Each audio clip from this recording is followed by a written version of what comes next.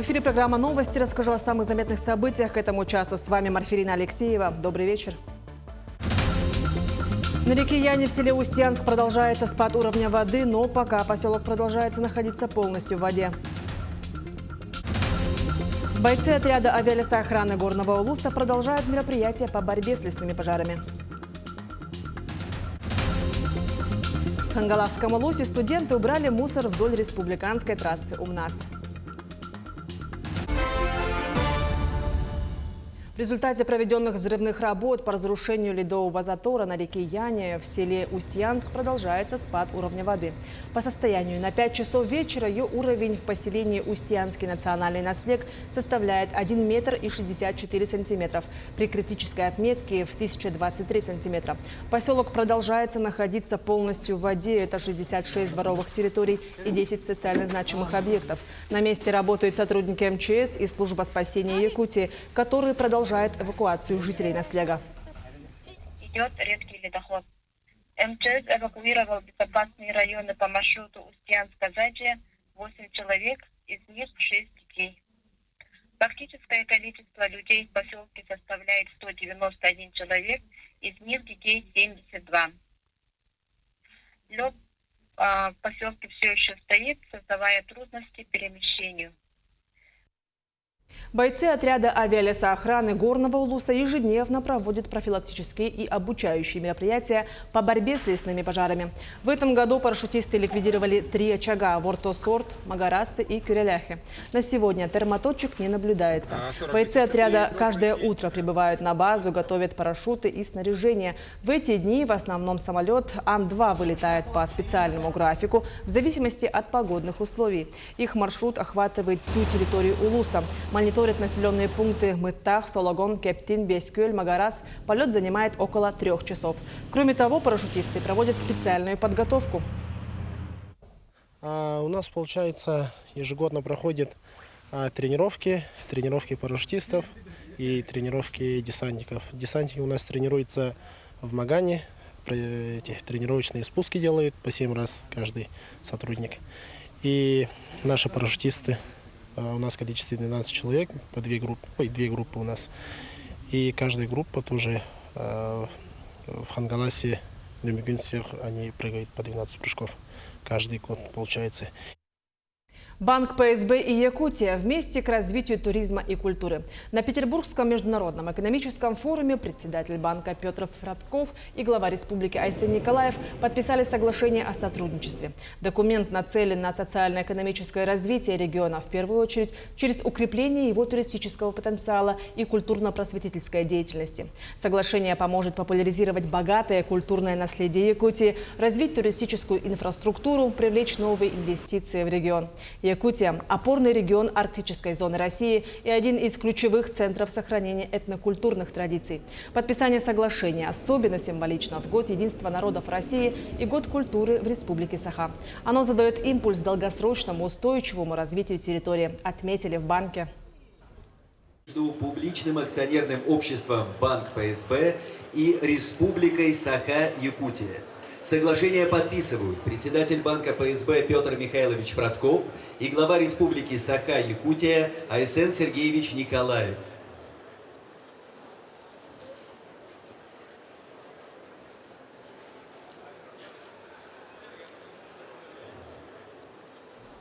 На Нежданинском горно-обогатительном комбинате полиметалла умеют договариваться с природой при помощи современных технологий. Здесь даже дождевую воду берут в оборот, а золото укрепляют золой, укрепляют дороги. В канун Всемирного дня охраны окружающей среды расскажем, как именно на месторождении заботятся об экологии.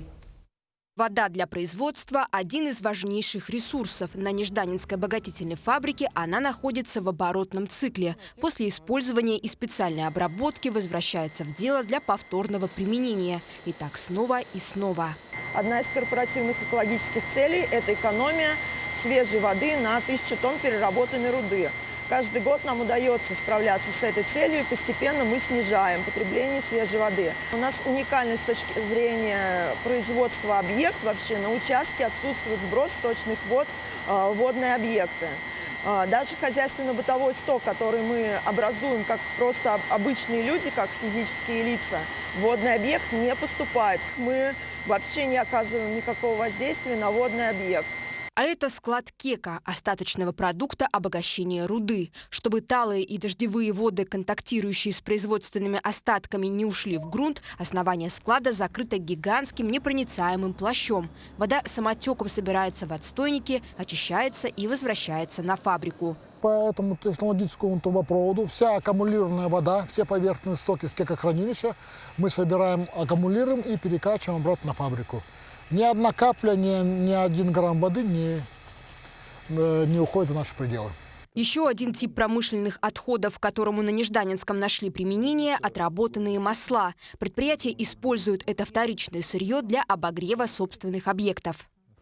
Ну, благодаря этому маслу, которое здесь отсепарировано, мы снабжаем котельную, которая обогревает ремонтно-механическую мастерскую, которая обслуживает всю технику большегрузную ГОКа, и административно-бытовой комплекс, карьера и РМУ. Зеленые технологии – не точечные меры, а системная экологическая политика полиметалла. Для хрупкой северной природы такой подход означает, что продвинутое производство – это прежде всего ответственное. Эржена Гармаева, Илья Сыромятников, Тампонский улус. Уже неделю в Усть-Алданском улусе работает бригада мобильных хирургов с республиканской больницы номер 2. Улус мобильные хирурги посещают уже 3-й раз. Всего запланировано 88 операций, из них 15 по эндопротезированию. Нововведением стало эндопротезирование коленного сустава. Также впервые команда гинекологов провела операции по разным диагнозам. Как отметили врачи, данная медицинская помощь очень актуальна в улусах республики. Мобильная бригада будет работать до 12 июня. Предварительно нам заявили 13 пациентов, но мы уже провели 16 операций, и пациенты с каждым днем приходят новые. Потому что гинеколог у нас в составе нашей группы приехал первый раз в Усть-Алдан. До этого у нас 4 выезда было без гинеколога. И, как оказалось, он очень востребован, потому что кроме операций он еще проводит достаточно большую амбулаторную помощь в поликлинике.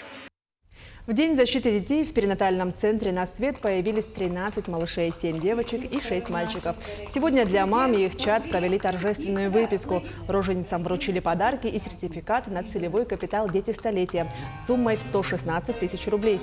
Многодетные родители также получили региональную выплату «Семья». Вместе с персоналом центра новоиспеченных мам поздравили родные и близкие. Я действительно благодарна коллективу Республиканской клинической больницы за такое терпение. Женщина это в родах, это как дьявол в огне, да, и суметь поймать такую устойчивость, да, не поддаться в стресс, как женщина, да, и показать свой профессионализм, ну, это достойно больших аплодисментов. И, конечно, я благодарна, все прошло, ну, не как я планировала, но всегда все по-разному, поэтому, ну, в принципе, очень все хорошо прошло. В Хангалахском улусе студенты колледжа цифровых технологий Айтын убрали мусор вдоль республиканской трассы УМНАС. Экологическая инициатива прошла в преддверии Дня эколога и в рамках акции Минэкологии Якутии «Зеленый четверг». О том, как прошел субботник и какой мусор оставляют на дороге автомобилисты, расскажет Виолетта Засимова. Колледж Айтын впервые присоединился к акции «Зеленый четверг». Инициативу также поддержала администрация Немигюнского наслега. Поэтому для уборки выбрали именно тот участок трассы УМНАС, который проходит по территории наслега. Муниципалитет обеспечил ребят инвентарем, выдал мешки, перчатки и выделил трактор для вывоза собранного мусора. В этой акции принимает у нас сегодня 20 студентов, в основном с первых и вторых курсов. Мы всегда участвуем в экологических акциях, марафонах, поэтому нам не составило труда выйти сегодня на уборку. Трасса УМНАС в Хангалахском улусе одна из самых оживленных. Ежегодно по ней проезжают тысячи местных жителей, туристов и водителей большегрузов. К сожалению, не все из них берегут природу. Некоторые выбрасывают мусор прямо на ходу из окон машин. Студенты признаются, масштаб загрязнения их удивил. Понятно же, что мусор есть, но тут на каждом ходу есть мусор. И очень большой. В основном бутылки, битое стекло, этикетки.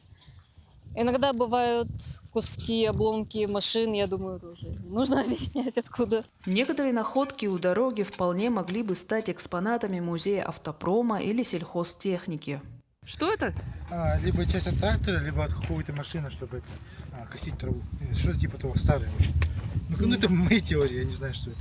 Ребята убирались с двух сторон трассы, пройдя в общей сложности около километра. Субботник совместили с приятным. В процессе успевали радоваться летней погоде и любоваться живописными хангаласскими просторами, понимая, что помогают сохранить эту красоту. Ну, в целом, ты в субботниках много принимал участие?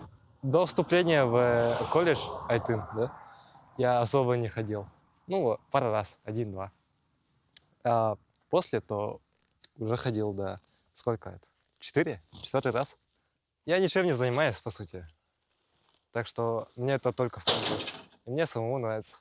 Итог экологического десанта – около 30 мешков и полный кузов трактора. Студенты и преподаватели колледжа Айтын решили сделать такие выходы традицией и планируют участвовать в «Зеленом четверге» еженедельно до конца июня. Виолетта Засимова, Хангаласский улус. Ежегодно летом в Амгинской школе искусств начинается увлекательный период практики. Юные художники прощаются с аудиториями и выходят под руководством педагогов творить на свежий воздух. Так они закрепляют полученные знания, пишут живую природу. Начинающие юные художники могут уловить солнечный свет, который меняет силуэты деревьев, фактуры листьев и травы. На пленере дети тщательно ищут сюжет и отбирают нужные детали. Занятия у амгинских художников продлятся неделю. Ребята будут работать в центре села, а также в парке культуры и отдыха села Амга. Мы научились там рисунок рисовать, живопись, натюрморт. Но мне там больше всего понравилось сделать резьбу там из кости оленя и так далее, из глины. Больше всего тоже рисунок и живопись. Статуи там рисовала, цветочки и так далее. Такими были актуальные новости к этому часу. До встречи в дальнейшем выпуске.